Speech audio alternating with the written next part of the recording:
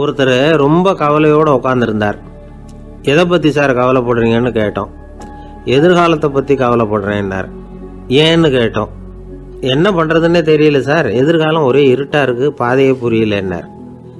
இன்னைக்கு நம்ம இளைஞர்கள் பல பேருக்கு எதிர்காலம் இருட்டாக தான் தெரியுது. அவங்கெல்லாம் இந்த கதையை கொஞ்சம் கேட்கணும். ஒரு மலை அடிவாரத்தில் ஒரு சின்ன கிராமம். அந்த மலை ரொம்ப உயரமானது. அடர்த்தியாக செடி கொடிகள் மரங்கள் அதில் மண்டி கிடக்குது.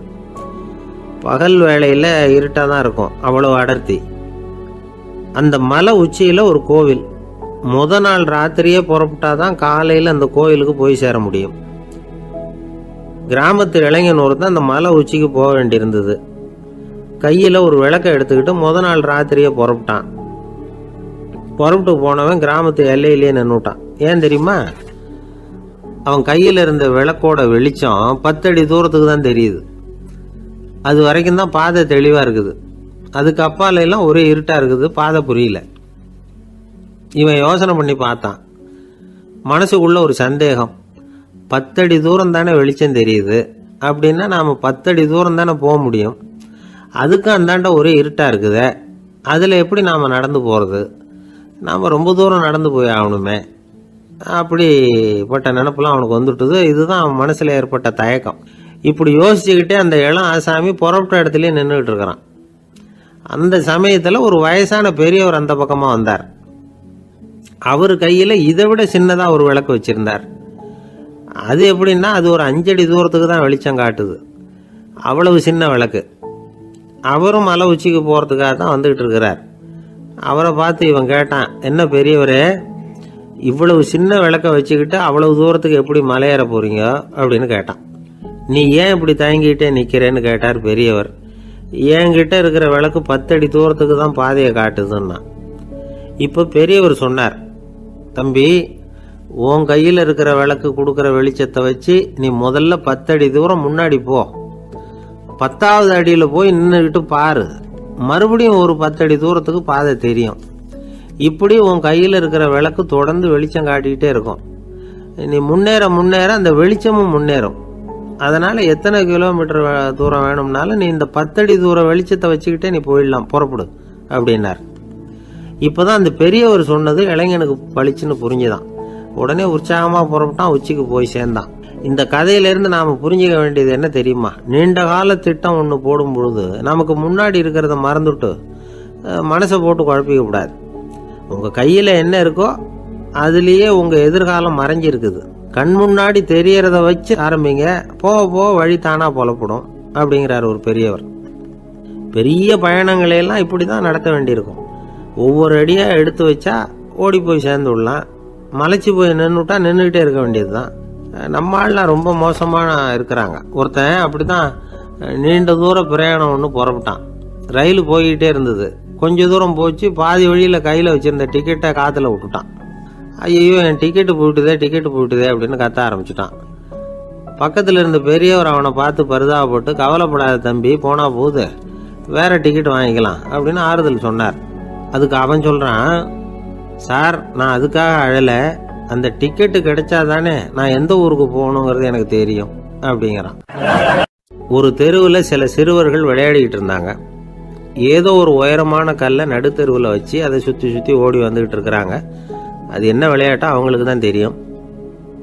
கொஞ்ச நேரம் அப்படி விளையாடிக்கிட்டு இருந்தவங்க விளையாடி முடிச்சதும் அந்த கல்லை நடுத்தெருவில் அப்படியே விட்டுட்டு அவங்கவுங்க வீட்டுக்கு ஓடி போயிட்டாங்க. அதுக்கப்புறம் அந்த வழியாக 2 பெண்கள் பேசிக்கிட்டே வந்தாங்க. பேச்சு சுவாரஸ்யத்தில் நடுத்தெருவில் இருந்த அந்த கல்லை கவனிக்கல. காலில் இடிச்சுட்டுது, லேசாக ரத்தம் வந்துட்டுது, வலி தாங்கலை. காலில் இடிச்சுக்கிட்ட பொண்ணு திட்ட ஆரம்பிச்சுட்டுது. வர வர ஊர் உலகம் ரொம்ப கெட்டு போச்சு, யாருக்கும் பொறுப்பே கிடையாது பாரு, இப்படி நடுத்தருவில் பொறுப்பு இல்லாமல் இப்படி கல்லை போட்டு வச்சிருக்கிறாங்களே, இது நியாயமா அப்படின்னு சொல்லி இந்த சமூகத்தை கடுமையாக விமர்சனம் பண்ணிக்கிட்டு அவங்க போயிட்டாங்க. கொஞ்ச நேரம் கழித்து ஒரு வாலிபன் அந்த வழியாக வந்தான். அந்த கல்லை பார்த்தான், நின்னான், ஒரு நிமிஷம் யோசனை பண்ணான், என்ன பண்ணலாம்னு பார்த்தான். தன்னுடைய வீரத்தையும் பலத்தையும் காட்டணும்னு நினச்சா. பின்னாடி போனான். அப்புறம் வேகமாக ஓடி வந்து ஒரு சின்ன ஹை ஜம்ப் அப்படியே துள்ளி குதிச்சான். துள்ளி குதித்து தாண்டி அந்த பக்கமாக போய் விழுந்தான். அப்படியே விசில் அடிச்சுக்கிட்டு அவன் பாட்டுக்கு நடந்து போகிறான். அடுத்தபடியாக ஒரு காதல் ஜோடி அந்த வழியாக வந்தது. நடுத்தெருவில் கல் கண்ணில் பட்டது. அவங்க 2 பேரும் ரொம்ப நெருக்கமாக சேர்ந்து வந்துக்கிட்டு இருக்கிறாங்க. நடுவில் கல் இருக்கிறதுனால கொஞ்ச நேரம் 2 பேரும் விலகி மறுபடியும் இந்த பக்கம் வந்து சேர்ந்து போகணும். கொஞ்ச நேரம் நாம் பிரிய வேண்டி இருக்குதே அப்படின்னு வருத்தத்தோட முணுமுணுத்துக்கிட்டே இந்த பக்கம் வந்தாங்க. அதுக்கப்புறம் வழக்கம் போல சேர்ந்து அவங்க பாட்டுக்கு எதிர்காலத்தை பற்றி கற்பனை பண்ணிக்கிட்டே போயிட்டாங்க. கடைசியாக அந்த வழியாக பார்வை இல்லாத ஒருத்தர் வந்துக்கிட்டு இருக்கார். அவர் கையில் வழக்கமாக வச்சிருக்கிற அந்த ஊன்றுகோல், கையில் இருக்கிற அந்த ஊன்றுகோலால் தனக்கு முன்னாடி அப்படியே அப்படியே தட்டிக்கிட்டு பார்த்துக்கிட்டே அவர் மெதுவாக நடந்து வந்துக்கிட்டு இருக்கிறார். வழியில் இருக்கிற அந்த கல் தட்டுப்பட்டுது. உடனே நடுத்தெருவில் ஒரு கல் இருக்குங்கிறத அவர் புரிஞ்சுக்கிட்டார். உடனே குனிஞ்சார், அந்த கல்லை தடவி பார்த்து எடுத்தார், தெரு ஓரமாக கொண்டுட்டு போய் போட்டார். அதுக்கப்புறம் அவர் பாட்டுக்கு அவர் வழியில் நடந்து போனார். இப்போ இதில் பல பேர் வந்தாங்க போனாங்க. இவங்களில் பார்வை உள்ளவங்க யார், பார்வை இல்லாதவங்க யார்? இப்படி ஒரு கேள்வி கேட்டால் என்ன பதில் சொல்ல முடியும்? கொஞ்சம் யோசிச்சு பார்த்தா இன்னைக்கு பல பேர் இப்படி தான் இருந்துகிட்டு இருக்கிறோம். ஒரு ஆள் பார்க்கறதுக்கு பெரிய மனுஷன் மாதிரி இருக்கார். ஒரு தெரு வழியாக நடந்து வந்துக்கிட்டு இருந்தார். இருட்டு நேரம். வழியில் ஒரு பெரிய கல் கிடந்தது, கருங்கல். பார்த்தார், கொஞ்ச நேரம் யோசிச்சார். போய் தூக்கி பார்த்தா ரொம்ப கனமாக இருந்தது. இன்னொரு ஆள் சேர்ந்தாதான் தூக்க முடியும். இவர் உடனே ரோட்டோரமாக போய் ஒரு மரத்தடியில் உட்காந்துக்கிட்டார். 2 பக்கமும் பார்த்துக்கிட்டே இருக்கார், யாராவது வர்றாங்களான்னு. கொஞ்ச நேரத்தில் ஒருத்தர் வந்தார், இவருக்கு தெரிஞ்சவர். என்னங்க இந்த நேரத்தில் இங்கே உட்காந்துருக்குறீங்கன்னு கேட்டார் அவர். அதோ அந்த கருங்கல் அப்படின்னு சுட்டி காட்டினார். ஓ, அதை தூக்கி ஓரமாக போடணுமா? வாங்க 2 பேரும் தூக்கலான்னார் வந்தவர். நான் அதுக்காக உட்காந்துருக்கலேன்னார் இவர். பின்ன வேற எதுக்காகன்னார் அவர். ஒரு மனுஷன் கருங்கல்லில் காலை இடிச்சுக்கிட்டான்னா எப்படி துள்ளுவான்னு பார்க்கணுங்கிறது எனக்கு ரொம்ப நாளாக ஒரு ஆசை. அதுக்காக தான் உட்காந்துருக்கிறேன் அப்படின்னாராம். ஒரு குரு, இளம் சீடர்கள் எதிரில் உட்காந்துருக்கிறாங்க. குரு பாடம் நடத்திக்கிட்டு இருக்கிறார். சீடர்களுக்கு ஒரு ஆசை, அதாவது ஒரு முக்கியமான மந்திரத்தை நம்ம குருநாதர்கிட்ட இருந்து கற்றுக்கணும் அப்படிங்கிறது அவங்க ஆசை. அது என்ன மந்திரம்னா, இறந்தவரை உயிர்ப்பிக்கக்கூடிய புனித மந்திரம். அதாவது செத்தவங்களுக்கு மீண்டும் உயிர் உண்டாக்குகிற மந்திரம். குருவே, தயவு பண்ணி அந்த மந்திரத்தை எங்களுக்கு உபதேசிக்கணும் அப்படின்னு கேட்டாங்க. அது ரொம்ப ஆபத்தானது, அது என்னத்துக்கு உங்களுக்கு வேண்டாமேன்னாராம் குரு. எங்களுடைய நம்பிக்கை உறுதிப்படுறதுக்காகத்தான் கேட்குறோம், வேற ஒன்றும் இல்லை அப்படின்னாங்களாம் சீடர்கள். பக்குவப்படாத அறிவுங்கிறது ரொம்ப ஆபத்தானது அப்படின்னாராம் குரு. இது சீடர்களுக்கு புரியல. அது எப்படிங்க பக்குவப்படாத அறிவு ஆபத்தானதுன்னு சொல்றீங்க, அப்படின்னா என்ன அப்படின்னு கேட்டிருக்காங்க சீடர்கள். குரு அதுக்கு விளக்கம் கொடுத்தாராம். அந்த மந்திரத்தை எப்போ பயன்படுத்தணுங்கிறது முக்கியம். அதை அறியக்கூடிய ஞானம் ஏற்படுகிற வரைக்கும் அதை தெரிஞ்சுக்காம இருக்கிறது தான் நல்லது, இல்லைன்னா ஆபத்துன்னாராம். ஆனால் அந்த சீடர்கள் அதை கேட்குற மாதிரி இல்லை, ரொம்ப பிடிவாதம் பண்ண ஆரம்பிச்சுட்டாங்க. சரி வாங்க சொல்கிறேன்னார் குரு. எல்லாரும் வந்தாங்க. அந்த புனித மந்திரத்தை அவங்களுக்கு ரகசியமாக உபதேசம் பண்ணார். உபதேசம் பண்ணிவிட்டு அவங்களுக்கு எச்சரிக்கையும் கொடுத்தார். இந்த மந்திரத்தை நல்லா ஆராய்ச்சி பார்த்ததுக்கு அப்புறம் தான் உச்சரிக்கணும், அவசரப்பட்டு எதுவும் செஞ்சிடக்கூடாது அப்படின்னு ஒரு தடவைக்கு பல தடவை எச்சரிக்கை கொடுத்தார். சரின்னு சொல்லிவிட்டு அவங்கெல்லாம் மந்திரத்தை கற்றுக்கிட்டு எழுந்திரிச்சு போயிட்டாங்க. ஒரு நாள் அந்த சீடர்கள் எல்லாம் மணற்பாங்கான இடத்துல அப்படியே நடந்து போயிட்டு இருக்கிறாங்க. ஒரு பாலைவன பகுதி மாதிரி ஒரு இடம். அங்கே ஒரு இடத்துல எலும்புகள் குவியலாக கிடந்தது. உடனே இந்த சீடர்கள் முன்ன பின்ன யோசிக்காம, தியானமும் பண்ணாம, அந்த மந்திரத்தோட பயனை சோதிச்சு பார்க்கணும் அப்படின்னு நினச்சிக்கிட்டு அந்த மந்திரத்தை உச்சரிக்க ஆரம்பிச்சிட்டாங்க. அவ்வளவுதான். உடனே என்னாச்சு தெரியுமா? அந்த எலும்புகள் எல்லாம் ஓநாய்களாக மாறி அவங்கள துரத்த ஆரம்பிச்சுட்டுது. சீடர்கள் எல்லாம் தலைதெறிக்க ஓட ஆரம்பிச்சிட்டாங்க. ஓநாய்களும் விடலை, அவங்கள துரத்தி பிடிச்சி கடிச்சு கொதற ஆரம்பிச்சுட்டுது. அப்போதான் அந்த சீடர்களுக்கு குரு சொன்ன அறிவுரையோட அர்த்தம் புரிஞ்சுது. பக்குவப்படாத அறிவு ஆபத்தானது அப்படிங்கிறது. அதனால இதிலிருந்து நாம் தெரிஞ்சுக்க வேண்டியது என்னன்னா, நாம் நம்ம அறிவை வளர்த்துக்கிட்டா மட்டும் போதாது, அந்த அறிவை எப்போ எப்படி பயன்படுத்தணும் அப்படிங்கிற பக்குவமும் நமக்கு வரணும். அப்போதான் வாழ்க்கை நல்லபடியாக அமையும், இல்லைன்னா இடைஞ்சல் தான். இந்த காலத்தில் சில சின்ன பிள்ளைங்களுக்கே அறிவு ரொம்ப பக்குவப்பட்டிருக்குங்கிறத உணர முடியுது. ஒரு சின்ன பையன் பள்ளிக்கூடத்தில் மார்க் லிஸ்ட் கொடுத்தாங்க, வாங்கிக்கிட்டு அவசரமாக வீட்டுக்கு ஓடினான். எதிரில் வந்த ஒருத்தர் கேட்டார், என்ன அவசரம், ஏன் இப்படி வேகமாக ஓடுறேன்னார். எங்கள் அம்மா கிட்ட அடி வாங்கணும், அதுக்காக தான் ஓடுறேன்னா. அடி வாங்கிறதுக்காக இவ்வளவு அவசரம்னார் அவர். அப்படி இல்லைங்க, நான் போகிறதுக்குள்ளே எங்கள் அப்பா வீட்டுக்கு வந்துட்டாருன்னா அவர்கிட்ட அடி வாங்க வேண்டியிருக்கும், அதை அவாய்ட் பண்ணுறதுக்காக இப்படி ஓடுறேன் அப்படின்னு நானும் அந்த பையன். இந்த உலகத்தில் எல்லாருக்கும் மகிழ்ச்சி தரக்கூடிய ஒரு பொருள் எது? இது ஒரு முக்கியமான கேள்வி. இந்த கேள்விக்கு பொருத்தமான ஒரு பதிலை உங்களால் சொல்ல முடியுமா? அதாவது கொஞ்சம் யோசித்து பார்த்தா பணம்னு சொல்லலாமா? இப்போ கையில் காசு இல்லாதவங்ககிட்ட ஒரு 10 ரூபாயை கொடுத்தா அது அவனுக்கு சந்தோஷத்தை கொடுக்கும். ஏற்கனவே வருமான வரி பிரச்சனையில் சிக்கி இருக்கிறவர்கிட்ட இன்னும் கொஞ்சம் பணம் இருந்தாங்கன்னு சொல்லி கொடுத்தோம்னா அது அவருக்கு சங்கடத்தை தான் கொடுக்கும்.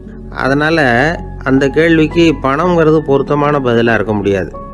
கேள்வி என்னன்னா, இந்த உலகத்தில் எல்லாருக்கும் மகிழ்ச்சி தரக்கூடிய ஒரு பொருள் எது? சரி, இனிப்புன்னு சொல்லலாமா? ஏன்னா எல்லாருக்கும் இனிக்க தானே செய்யும். அதுலேயும் ஒரு சிக்கல் இருக்குது. சர்க்கரை வியாதிக்காரங்களுக்கு அது என்ன சந்தோஷத்தையாக கொடுக்கும்? ஆக எல்லாருக்கும் வேறுபாடு எதுவும் இல்லாமல் மகிழ்ச்சியை கொடுக்கக்கூடியது வேற ஏதோ ஒன்று இருக்குது. அது என்னன்னு கண்டுபிடிக்கணும். அதுதான் இன்றைக்கி தகவல். இப்போ அதை கண்டுபிடிக்கணும்னா இந்த கதையை கேட்கணும். அது என்ன கதைன்னா, ஒரு ஊரில் ஒரு ராஜா இருந்தார். அவருக்கும் இதே சந்தேகம் வந்துட்டுது. அதாவது எல்லாருக்கும் இன்பம் தரக்கூடிய பொருள் எது அப்படின்னு. இதுக்கு பதில் தெரிஞ்சுக்கிறதுக்கு ஆசைப்பட்டார். சரி, அதுக்கு என்ன செய்யலாம்னு யோசனை பண்ணார். நாட்டு மக்களுக்கு பகிரங்கமாக ஒரு அறிவிப்பு கொடுத்தார். நம்ம நாட்டு மக்கள் இன்பம் தரக்கூடிய பொருள் எதுன்னு நினைக்கிறாங்களோ அதை கொண்டுகிட்டு வந்து அரண்மனையில் உள்ள கண்காட்சி மண்டபத்தில் வைக்கலாம். அப்படி அவங்க வைக்கிற பொருள்களில் எது எல்லாருக்கும் இன்பம் தரக்கூடியதாக இருக்குமோ அதை வச்சவருக்கு 1000 பொற்காசுகள் பரிசு அப்படின்னு அறிவிப்பு கொடுத்துட்டார். ஜனங்கள் இந்த அறிவிப்பை கேட்டாங்க. அதுக்கப்புறம் சும்மா இருப்பாங்களா? 1000 பொற்காசுன்னா சும்மாவா? அவங்க கையில் என்னென்ன கிடைச்சதோ அதையெல்லாம் கொண்டாந்து அரண்மனை காட்சி மண்டபத்தில் வச்சுட்டாங்க. அதுக்கப்புறமா ராஜா அங்கே வந்தார். ஒவ்வொன்றா பார்த்துக்கிட்டே வந்தார். முதல்ல ஒரு குயில் இருந்தது, இனிமையாக பாடக்கூடிய குயில். இந்த குயிலோட இன்னிசை எல்லாருக்கும் இன்பம் தரக்கூடியது தான். இருந்தாலும் காது கேட்காதவங்களுக்கு இந்த இசை எப்படி இன்பம் தர முடியும்? அதனால் இது சரியில்லைன்னு விட்டார். அடுத்தபடியாக போனார். அங்கே என்ன வச்சுருக்குறாங்கன்னு பார்த்தா ஒரு அழகான மயில் அங்கே தோகை விரித்து ஆடிக்கிட்டு இருக்குது. இந்த மயிலோட ஆட்டம் மனசுக்கு இன்பம் தரக்கூடியது தான். இருந்தாலும் பார்வை இல்லாதவங்க இந்த ஆட்டத்தை பார்த்து ரசிக்க முடியுமா? முடியாது. அதனால் இதுவும் சரியில்லை அப்படின்னு சொல்லிவிட்டார். அதுக்கு அடுத்தபடியாக போனார். பல வகையான இனிப்பு பண்டங்களை வச்சுருந்தாங்க. பார்த்தார், வயசானவங்களுக்கும் நோயாளிகளுக்கும் இது இன்பம் தராது, துன்பம் தான் கொடுக்கும் அப்படின்னார். இப்படி ஒவ்வொன்றா பார்த்துக்கிட்டே போகிறார். அழகான மலர்கள், கனிகள், ஓவியங்கள் எதுவுமே பொருத்தமாக தெரியல. சகல பேருக்கும் இன்பம் தரக்கூடிய வகையில் எதுவும் இல்லை. கடைசியாக வந்தார். அங்கே ஒரு களிமண் பொம்மை இருந்தது. அது என்ன பொம்மை தெரியுமா? பசியால் வாடி இருக்கிற ஒருத்தருக்கு ஒரு அம்மா இனிமையாக பேசிக்கிட்டு சோறு போடுறது மாதிரி அந்த பொம்மையை செஞ்சுருந்தாங்க.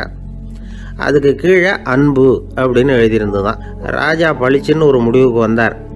அந்த பொம்மையை செஞ்ச சிற்பியை வரவழைச்சார், பரிசு கொடுத்தார். அன்பு ஒன்று தான் எல்லாருக்கும் இன்பம் அளிக்கக்கூடிய பொருள்.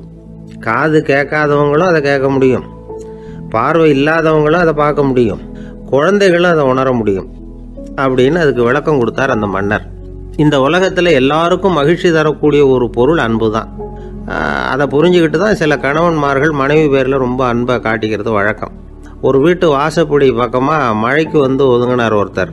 மழை தூரிக்கிட்டு இருந்தது, இருட்டு நேரம். அந்த வீட்டில் இருந்தவர், இன்னைக்கு ராத்திரி வேணும்னா இங்கேயே தங்கிட்டு காலையில் போங்க அப்படின்னார். உடனே இவர் சொன்னார், ரொம்ப நன்றிங்க, ஒரு 10 நிமிஷத்தில் இதை வந்துவிடுறேன் அப்படின்னு சொல்லிவிட்டு எங்கேயோ ஓடினார். 10 நிமிஷம் கழித்து திரும்பி வந்தார். ஆமாம், எங்கே போயிட்டு வந்தீங்கன்னு கேட்டார் வீட்டில் இருந்தவர். நேராக எங்கள் வீட்டுக்கு போய் மனைவி கிட்ட இன்னைக்கு ராத்திரி இங்கேயே தங்கிக்கிறேன்னு சொல்லிவிட்டு வந்துட்டேன் அப்படின்னார் அவர். அன்புல இது ஒரு ரகம். இந்த உலகத்தில் எவ்வளவோ உயிரினங்கள் இருக்குது. ஒவ்வொன்றும் ஒவ்வொரு விதமாக சண்டை போடுது. இப்போ 2 மாடு சண்டை போட்டுக்குதுன்னு வச்சுங்க, என்ன பண்ணும்? 2 முட்டிக்கும். அதுக்கு சண்டை போடுறதுக்கு ஆயுதமாக உபயோகப்படுறது அதோட கொம்பு. 2 சேவல் சண்டை போட்டுக்குதுன்னு வச்சுங்க, அதுக்கு ஆயுதமாக உபயோகப்படுறது அதோட கால் நகம். காலால் தான் அது ஒன்றோட ஒன்று சண்டை போட்டுக்கும். ஆனால் 2 மனுஷன் சண்டை போட்டுக்கிறான்னு வச்சுங்க, இவன் இன்னதை தான் ஆயுதமாக உபயோகப்படுத்துவான்னு குறிப்பிட்டு சொல்ல முடியாது. கல்லை எடுப்பான், கத்தி எடுப்பான், துப்பாக்கி எடுப்பான், என்ன வேணாலும் பண்ணுவான். வாயால் திட்டுவான், கையால் அடிப்பான், காலால் உதைப்பான், சகலகலாக வல்லவன். விலங்குகள்லாம் பொதுவாக வாயை சாப்பிட்றதுக்கு மட்டும்தான் உபயோகப்படுத்துது. ஆனால் இவனுக்கு சாப்பிட்றதுக்கும் அதுதான், சாப்பிட்டு விட்டு திட்டுறதுக்கும் அதுதான். ஆனால் ஒரு விஷயத்தில் மட்டும் கெட்டிக்கிறேன். அதாவது நாம் சண்டை போட்டுக்கிட்டாலும் பரவாயில்லை, கோழிகள் சண்டை போடாமல் இருக்கணும் அப்படின்னு ஆசைப்படுறான். எதுக்காக? கோழிகள் சண்டை போடாமல் இருந்தால் நிறைய முட்டைகள் போடுமா, அதுக்காக தான் இந்த அக்கறை. கோழி பண்ணை வச்சிருக்கிறவங்களுக்கு இது ஒரு பெரிய பிரச்சனை. அதாவது பண்ணையில் இருக்கிற கோழிகளுக்குள்ளே அடிக்கடி சண்டை வந்துடும், அதனால் முட்டை உற்பத்தி குறைஞ்சிரும். சரி, இதுக்கு என்ன பண்ணுறது? பண்ணையில் போய் உட்காந்துக்கிட்டு தினமும் பஞ்சாயத்து பேசிகிட்டு இருக்க முடியுமா? அமெரிக்காவில் கோழி பண்ணை வச்சிருக்கிற ஒருத்தர் இதை பற்றி யோசனை பண்ணி பார்த்தாராம். ஒரு வழியையும் கண்டுபிடிச்சிருக்கார். கோழிக்கெல்லாம் மூக்கு கண்ணாடி மாட்டி விட்டுட்டோம்னா அது சண்டை போடுற குணம் குறைஞ்சிரும், முட்டை அதிகமாகிடும். அந்த கண்ணாடியில் உள்ள லென்ஸு சிவப்பு நிறத்தில் இருக்கணும், அவ்வளவுதான் அப்படின்னு அவர் கண்டுபிடிச்சாராம். இது ஏற்கனவே நடைமுறையில் கண்டுபிடிக்கப்பட்ட ஒரு விஷயம். ஆனால் எல்லா கோழிக்கும் சிவப்பு மூக்கு கண்ணாடி எப்படி மாட்டி விடுறது? அப்படியே மாட்டி விட்டாலும் அது நழுவாமல் இருக்கணுமே. இப்போ நாமெல்லாம் நடு விரலால் மூக்கு கண்ணாடி நடுவில் தொட்டு அப்படி ஸ்டைலாக சரி பண்ணிக்கிறோம், அது மாதிரி கோழி எப்படி சரி பண்ணிக்கும்? இதுதான் பிரச்சனை. இதுக்கு அவர் என்ன வழி கண்டுபிடிச்சாருன்னா, கோழிக்கெல்லாம் மூக்கு கண்ணாடிக்கு பதிலாக விழியொட்டு வில்லைகள், கான்டாக்ட் லென்ஸ், அதை பொருத்தி விட்டா என்ன அப்படின்னு யோசனை பண்ணார். அதே மாதிரி பண்ணார். அதே மாதிரி செஞ்சு பார்த்தார், வெற்றி. அதுக்கப்புறம் கோழியெல்லாம் சண்டை போட்டுக்கலையாம், சமாதான பிரியர்கள் ஆகிட்டு தான். கோழிகளுக்கு இயல்பாகவே சண்டை போடுற குணம் உண்டு. ஆனால் அதோட கண்ணுக்கு பார்க்குற பொருள்லாம் ரோஜா நிறத்துலையோ அல்லது இன்னும் சொல்ல போனால் அழுத்தமான சிவப்பு நிறத்துலையோ தெரிஞ்சதுன்னா சண்டை போடுற குணம் குறைஞ்சிருதான். அந்த சமயத்தில் அது அதிகமாகவும் முட்டையிட ஆரம்பிச்சுடுதான். அதே நேரத்தில் இறை எடுக்கிறத கூட குறைச்சிக்குதான். இது ஏன் இப்படி பண்ணுதுங்கிறது விஞ்ஞானிகளுக்கு இன்னமும் புரியலையா. எப்படியோ அமெரிக்க கோழிகள்லாம் கான்டாக்ட் லென்ஸ் பொருத்திக்க ஆரம்பித்தாச்சு. கோழி கழுத்தை பிடிச்சிக்கிட்டு ஒரு சில வினாடிகளில் அதை பொருத்தி போடுறாங்களாம். கோழியோட ஆயுள் பூரா அது அப்படியே இருக்குமா. பண்ணையில் முட்டை உற்பத்தி குறைஞ்சா இது மாதிரி விஞ்ஞானபூர்வமாக பரிகாரம் தேடுறது தான் நல்லது. நமக்கு வேண்டியப்பட்ட ஒருத்தர், அவர் ஒரு கோழி பண்ணை வச்சுருந்தார். அந்த பண்ணையில் பாதி கோழி திடீர்னு செத்து போச்சு. உடனே ஒரு கால்நடை மருத்துவர்கிட்ட போக வேண்டியது தானே. அங்கே போகல, உள்ளூரில் மந்திரம் பண்ணிகிட்டு இருந்த ஒரு சாமியார்கிட்ட போனார். அவர் காலில் விழுந்தார். சாமி, என் பண்ணையில் பாதி கோழி செத்து போட்டுதுன்னார். சாமியார் யோசனை பண்ணார். சரி, பண்ணையில் வாசப்படி கிழக்கு பக்கமாக வச்சுருக்கியா மேற்கு பக்கமாக வச்சுருக்கியான்னு கேட்டார். கிழக்கு பக்கமாக இருக்குன்னார் அவர். அதுதான் தப்பு, மேற்கு பக்கமாக அதை மாற்று, சரியாக போடும்னாராம். அதே போல் இவர் போய் மாற்றிவிட்டார். அப்பவும் பாதி செத்து போச்சு. மறுபடியும் சொன்னார், சாமி மறுபடியும் பாதி கோழி செத்து போட்டுதேன்னார். சரி, கூரை எப்படி போட்டிருக்க, ஓடு போட்டிருக்கியா இல்லை கீத்து போட்டிருக்கியான்னார்.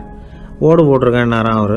அதுதான் தப்பு, கீத்து போட்டுரும், சரியாக போடும்னாராம். சரின்னு போய் அதையும் மாற்றி பார்த்தார். மறுபடியும் போயிட்டுது, கோழி செத்து போச்சு. வந்தார், மறுபடியும் பாதி செத்து போச்சு சாமின்னு வந்தார். இவரும் யோசனையை மாற்றி மாற்றி சொல்லிகிட்டே இருக்கிறார். இப்படி அவரும் மாற்றி மாற்றி பார்த்தார். 6வது தடவையாக அவரை தேடிட்டு வந்தார். அந்த சமயத்தில் இவர் ரொம்ப தீவிரமாக யோசனை பண்ணி பார்த்துட்டு, அது சரிப்பா, நீ என்கிட்ட சளைக்காமல் வந்துக்கிட்டு இருக்கிற, நானும் யோசனை சொல்லிகிட்டு இருக்கேன். இப்போவும் உங்ககிட்ட சொல்கிறதுக்கு என்கிட்ட யோசனை நிறையா இருக்குது, ஆனால் சோதிக்கிறதுக்கு உங்ககிட்ட கோழி இல்லையே, என்ன பண்ணுறது அப்படின்னாராம் இவர். ஒரு நாள் ஒரு தகப்பனார் தன்னுடைய பிள்ளையை அழைச்சிட்டு வந்தார். சார், இவன் சரியாக படிக்க மாட்டேங்கிறான், பெரியவங்களை மதிக்க மாட்டேங்கிறான், நீங்கள் கொஞ்ச நாள் இவனுக்கு குருவாக இருந்து நல்ல விஷயங்களை சொல்லி கொடுத்தா தேவையில்லைன்னார். பெரியவங்களையும் மதிக்காதவன் எப்படி என்ன மதிக்க போகிறான் அப்படிங்கிறது நமக்கு யோசனை வரும் இல்லையா. வேணாங்க, என்னை விட்டுருங்க அப்படின்னோம். அவர் விட மாட்டேன்னு விட்டார். இல்லைன்னா அவரே சிஷ்யன் ஆகிடுவார் போல இருந்தது. சரி, வேறு வழி இல்லாமல் அந்த பையனையே என்னுடைய சீடை நான் ஏற்றுக்கிட்டு உபதேசம்லாம் பண்ண ஆரம்பித்தோம். அதாவது குரு பக்தின்னா அது எப்படி இருக்கணுங்கிறத பற்றி சொல்லி கொடுத்தோம் அவனுக்கு. சதமகர் அப்படின்னு ஒரு குரு இருந்தார். அவருக்கு ஒரு சீடர். அவன் பேர் துளசி சைதன்யன், நைஷ்டிக பிரம்மச்சாரி. தன்னுடைய குருவுக்கு எந்த நேரத்தில் எது தேவைங்கிறத புரிஞ்சுக்கிட்டு சேவை செய்கிறவன். ஆனால் இவனை பற்றி மற்ற சீடர்களுக்கு பொறாமை வந்துட்டுது. இவன் மட்டும் இப்படி இருக்கானேன்னு உடனே குருக்கிட்ட போய் கோல் மூட்டினாங்க. அவன் சரியில்லை, அவன் நடந்துக்கிறது சரியில்லை, அப்படி இப்படின்னு எதையாவது சொல்லி. இருந்தாலும் இதையெல்லாம் அந்த குரு நம்பலை. அவருக்கு தெரியும் யார் யார் எப்படின்னு. துளசி சைதன்யன் பெருமையை மற்ற சீடர்களுக்கு உணர்த்தணும் அப்படின்னு நினைச்சார். அதுக்கு ஒரு வழி பண்ணார். ஒரு நாள் சீடர்களை எல்லாம் கூப்பிட்டுக்கிட்டு ஒரு காட்டு வழியாக போய்கிட்டு இருந்தார். அங்கே ஒரு பெரிய மலை அருவி கொட்டிக்கிட்டு இருந்தது. குரு சீடர்கள் பக்கம் திரும்பினார். இந்த மலையின் மேலே இருந்து அந்த படுபாதாளத்தில் குதிக்கிறதுக்கு உங்களில் யார் தயார் அப்படின்னு கேட்டார். ஒரு சீடனும் வாயை திறக்கலை, ஒதுங்கி நின்றுக்கிட்டாங்க. பின்னாடி மூட்டை முடிச்சோடு வந்துக்கிட்டு இருந்தான் துளசி சைதன்யன். அவனை பார்த்தார். தபாருப்பா, நீ மேலே இருந்து அந்த அருவியில் குதி அப்படின்னார். அப்படியே செய்கிறேன் சுவாமின்னா ஓடி போய் பொத்துன்னு குதிச்சுட்டான். அடுத்த கணமே குருநாதர் தன்னுடைய யோக சக்தியால் பறந்து போய் அவன் கீழே விழுந்துடாமல் தாங்கி பிடிச்சி கொண்டுகிட்டு வந்துட்டார். மற்ற சீடர்களுக்கெல்லாம் ஒரு மாதிரி ஆயிட்டுது. அடுத்தபடியாக என்ன பண்ணலாம்னு யோசிச்சாங்க இவனை மாட்டி விடுறதுக்கு. ஒரு நாள் வெத்தலை அடிக்கிற ஒரு சின்ன உரலையும் உலக்கையையும் எடுத்து ஒளிய வச்சுட்டாங்க. சதமகர் சன்னியாசி இல்லை, அவர் வெத்தலை போடுவார். பல்லு சரியில்லை, அதனால் இடித்து தான் வெத்தலையை போடணும். திடீர்னு வெத்தலை பாக்கு கேட்டார். வழக்கமாக உரலில் இடித்து தர்றது தான் துளசியின் பழக்கம். உரலை தேடினா கிடைக்கல, என்ன பண்ணுறது? குரு கேட்டுவிட்டாரே, குரு சேவை தானே முக்கியம். என்ன பண்ணா வெத்தலை பாக்க தன்னுடைய வாயில் போட்டு முன்னும் அதை எடுத்து அவர்கிட்ட கொடுத்துட்டான். குரு எதையோ படிச்சுக்கிட்டே அதை வாங்கி வாயில் போட்டுக்கிட்டார். துளசி இன்னைக்கு தாம்பூலம் நல்லா இடிக்கப்பட்டிருக்கு, ருசியாக வேற இருக்குது, அதை இடித்த பாத்திரத்தை என் கண்ணால் பார்க்கணும்னு ஆசையாக இருக்குன்னுட்டார். அதை மட்டும் அனுப்பி போய் நீ வர வேண்டான்னு வேற சொல்லிவிட்டார். இதை கேட்டதும் துளசி தவிச்சு போயிட்டான். இவன் போகாமல் எப்படி வாயை மட்டும் அனுப்பி வைக்க முடியும்? இவன் தவிக்கிறத பார்த்ததும் மற்ற சீடர்களுக்கெல்லாம் மனசுக்குள்ளே ரொம்ப சந்தோஷம். துளசி கொஞ்சமும் யோசிக்கல, வாழை எடுத்தான், தன்னுடைய தலையவே அப்படியே அறுத்து வெட்டி எடுத்தான். இன்னொரு சீடங்கிட்ட கொடுத்துட்டான், எடுத்துகிட்டு போன்னு சொல்லி கொண்டுட்டு போய் குரு முன்னாடி வைக்கிறாங்க. அந்த தலையில் வாய் திறந்திருக்கு, வெத்தலை போட்டு முன்னு இருந்தது, தெரிஞ்சு போச்சு, சிவப்பாக இருந்தது. அவனுடைய குரு பக்தியை இப்போ எல்லாரும் ஒத்துக்கிட்டாங்க.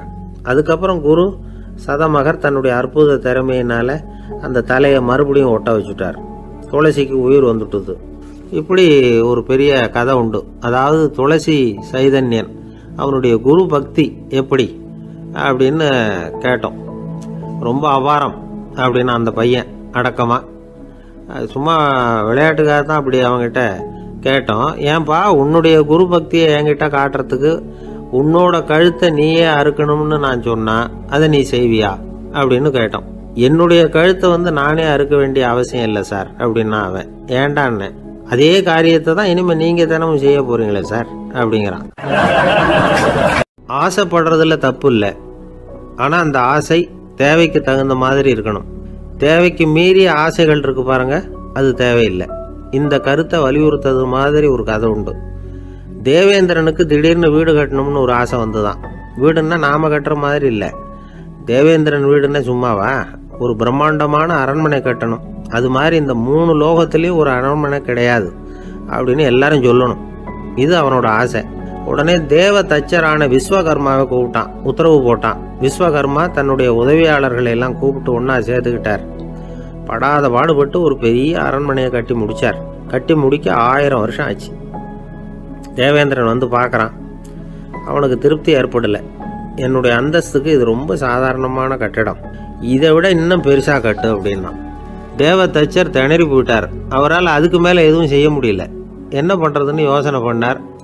நேராக நாரதர் காலில் போய் விழுந்தார். நீங்கள் தான் என்னை இந்த பிரச்சனையிலேருந்து காப்பாற்றணும்னார். நாரதர் யோசனை பண்ணார். சரி கவலைப்படாதேன்னார். நேராக இந்திரன்கிட்ட போனார். இந்திரன் நாரதரை பார்த்த உடனே வாங்கன்னு கூட்டிகிட்டு போய் அரண்மனையை காட்டினான். இது மாதிரி ஒரு அரண்மனையை நீங்கள் வேற எங்கேயாவது பார்த்துருக்குறீங்களா அப்படின்னு ரொம்ப பெருமையாக கேட்டான். நான் பார்த்ததில்லை, ஆனால் என்னை விட வயசில் மூத்தவர் மகரிஷி லோமேசர், அவர் ஒரு வேளை பார்த்துருக்கிறாரா என்னமோ அப்படின்னார். உடனே அவரை மனசில் நினச்சி தியானம் பண்ணினார். அடுத்த கணம் லோமேசர் அங்கே வந்தார். இடையில ஒரு சின்ன துண்டு, கையில் ஒரு கமண்டலம், தலையில் ஒரு பாய், அவ்வளவுதான் அவர்கிட்ட இருந்தது. எதுக்காக தலையில் இந்த பாய் அப்படின்னு கேட்டான் இந்திரன். என்ன மாதிரி அற்ப ஆயுள் உள்ள ஒரு ஜீவன் தனியாக வீடு கட்டிக்கிட்டு திண்டாடணுமா? இந்த பாய் தான் ஒரு வீடு மாதிரி எனக்கு நிழல் கொடுக்குது அப்படின்னார் அவர். என்னது உங்களுக்கு அவ்வளவு கொஞ்சமான ஆயுளா அப்படின்னு ஆச்சரியத்தோடு கேட்டான் இந்திரன். ஆமாம், இதை பாரு, என்னுடைய மார்பில் ஒரு பொற்காசு அளவுக்கு ரோமம் உதிர்ந்துட்டுது.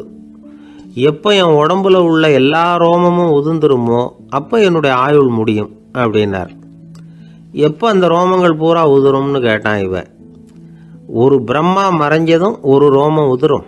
என் உடம்புல உள்ள ரோமங்களின் எண்ணிக்கை எவ்வளவோ அவ்வளவு பிரம்மாக்கள் தோன்றி அவங்க ஆயுள் முடியும் பொழுது என் உடம்புல உள்ள ரோமங்கள் பூரா உதிரும் அப்படின்னார். அப்படின்னா ஒரு பிரம்மாவோட ஆயுள் எவ்வளவு காலம்னு கேட்டான். ஒரு பிரம்மாவுக்கு 100 தேவ வருஷம்.